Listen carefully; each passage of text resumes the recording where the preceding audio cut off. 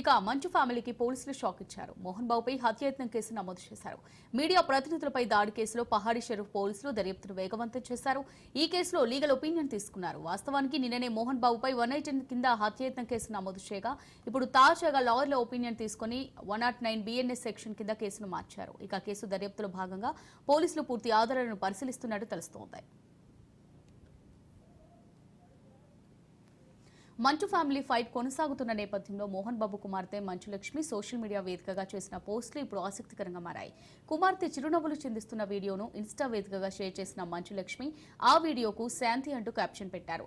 అలాగే ఇవాళ ఎక్స్ వేదికగా మంచులక్ష్మి మరో పోస్ట్ చేశారు.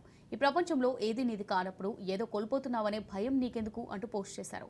ఇక కుటుంబ గొడవల నేపథ్యంలో మంచులక్ష్మి చేసిన సోషల్ మీడియా పోస్టులు అందరినీ ఆలోచింపజేస్తున్నాయి. ముఖ్యంగా ఈ గొడవకు ఫుల్ స్టాప్ పెట్టండి అనే ఉద్దేశంతోనే మంచులక్ష్మి ఈ పోస్టులు చేసినట్టు సమాచారం.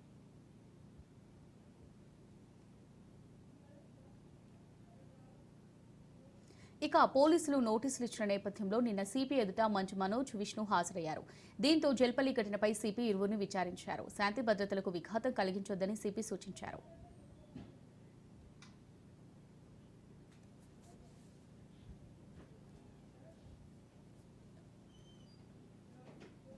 ఇకపై గొడవలకు దిగబోమని ఇద్దరు అన్నదమ్ములు సిపికి తెలిపారు. దీంతో ఇద్దరి నుంచి ₹1,00,000 బాండ్ల పూచీకత్తును తీసుకున్నారు. అయితే మళ్లీ ఎలాంటి గొడవ జరిగినా ఇద్దరిదే బాధ్యత అంటూ సిపి హెచ్చరించారు. మరోవైపు మోహన్ బాబు అనుచరులు కిరణ్, విజయ్ రెడ్డిలను పోలీసులు విచారించారు. ప్రస్తుతం మోహన్ బాబు ఇంటి వద్ద పోలీసులు భద్రతను పెంచారు.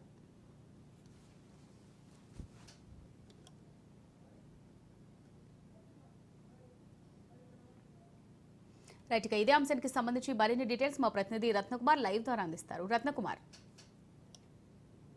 ఎస్ అమూల్య, ప్రజెంట్ ఒక బ్రేకింగ్ న్యూస్ అయితే చూస్తూ ఉన్నాము. నిన్నటి వరకు కూడా మంచు కుటుంబంలో జరిగినటువంటి గొడవలకు సంబంధించి కొంత బ్రేక్ పడినట్లుగానే కనిపిస్తోంది. ఈ విషయానికి సంబంధించి కొద్దిసేపటి క్రితమే మంచు మనోజ్ రాజ్ న్యూస్తో కూడా మాట్లాడటం జరిగింది. ఆయన మాట్లాడుతూ ఏదైతే ఆస్తుల తగాదా అనేది మా కుటుంబంలో జరుగుతుందో, అలాగే తను పోలీస్ స్టేషన్లో చేసినటువంటి ఫిర్యాదులకు సంబంధించిన అంశం కావచ్చు, అలాగే ఆస్తులకు సంబంధించినటువంటి తగాదాలు కావచ్చు, వీటన్నిటికీ కూడా ప్రస్తుతానికి కొంత బ్రేక్ ఇస్తున్నాను. తాను ప్రజెంటు భైరవం సినిమాలో నటిస్తున్నాను. ఆ సినిమా షూటింగ్కి ప్రజెంట్ దాని మీదే ఫోకస్ పెడుతున్నాను. ఇక ఇటువంటి గొడవలు తగాదాల జోలికి తను వెళ్ళడం లేదు. ఇక నుంచి కూడా పూర్తిగా తన దృష్టి అంతా కూడా మూవీ షూటింగ్ మీదే ఉంటుంది అన్నటువంటి విషయాన్ని కూడా చాలా క్లియర్గా స్పష్టం చేయడం జరిగింది. ఇక ఎప్పుడైతే నిన్న విష్ణు ఇంట్లో జల్పల్లి నివాస్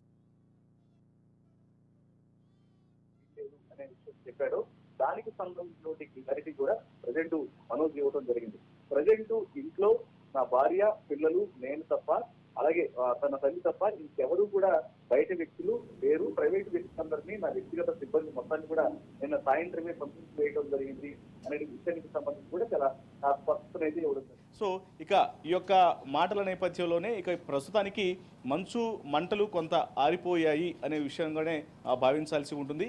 ఇక మరోవైపు ఇప్పటికే మీడియా ప్రతినిధుల మీద దాడి కేసులో మోహన్ బాబుపై ఆల్రెడీ కేసు నమోదైంది.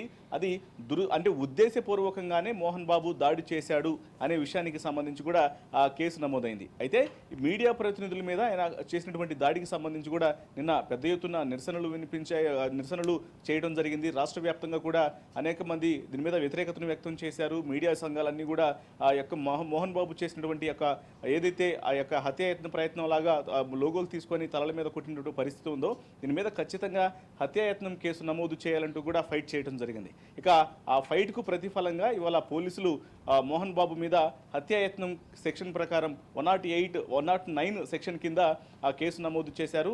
ఇక ప్రజెంటు ఆ యొక్క దాడికి సంబంధించి కూడా పోలీసులు ఆ దర్యాప్తును వేగవంతం చేయడం జరిగింది. ఇక ఇప్పటికే మోహన్ బాబు కాంటినెంటల్ హాస్పిటల్లో ఉన్నారు కాబట్టి ఆయన కొద్దిసేపటి క్రితమే మీడియాతో మాట్లాడేందుకు కూడా సిద్ధంగా ఉన్నారని రాత్రి ఆయన టీం నుంచి ఒక మెసేజ్ వచ్చినప్పటికీ కూడా తెల్లారే వరకు ఆయన యొక్క నిర్ణయాన్ని కూడా క్యాన్సిల్ చేసుకొని ఒక ప్రెస్ మీట్ని కూడా రద్దు చేయడం జరిగింది.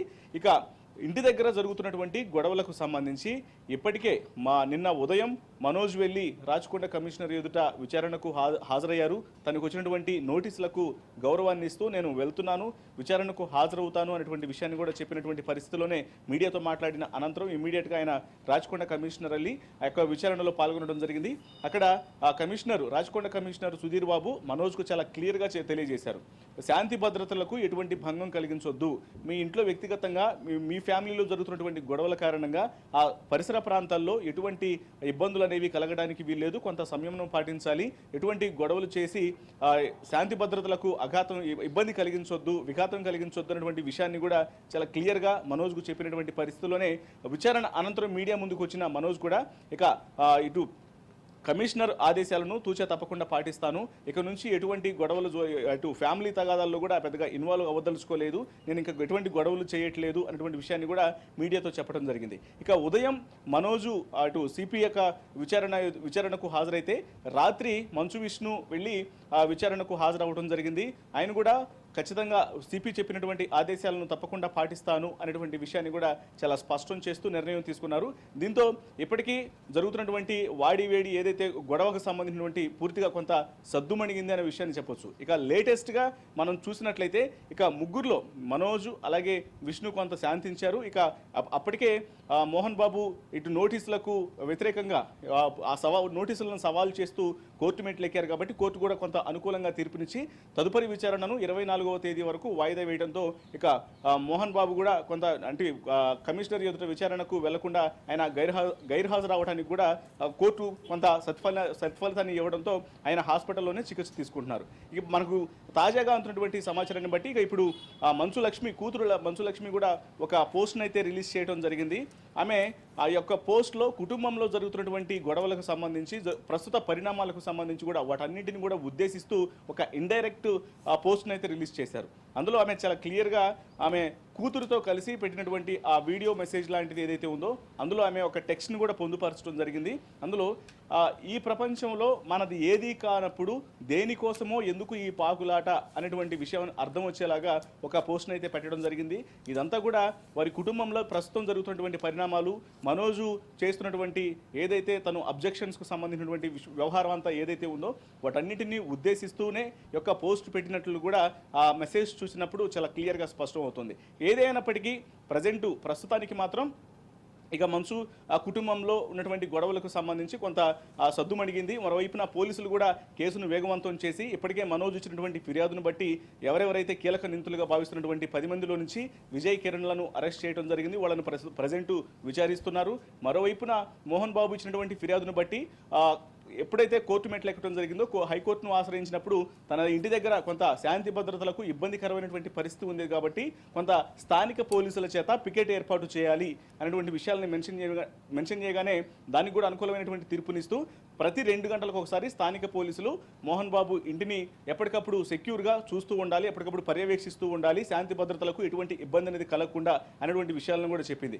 ఓవరాల్గా ప్రజెంట్ మరి కేసు దర్యాప్తు అనేది చాలా వేగవంతంగా నడుస్తుంది పోలీసుల ద్వారా. మరోవైపు ఇక మంచు కుటుంబానికి సంబంధించినటువంటి అటు మనోజ్ కావచ్చు, విష్ణు కావచ్చు, మోహన్ బాబు వీళ్ళందరూ కూడా ప్రజెంట్ శాంతియుతంగానే ఉన్నారు కాబట్టి మరి తదుపరి పరిణామాలు ఎలా ఉంటాయనేది కూడా కొంత వేచి చూడాల్సినటువంటి అవసరం అయితే ఉంది. Amulya, thanks for the updates Ratnakumar.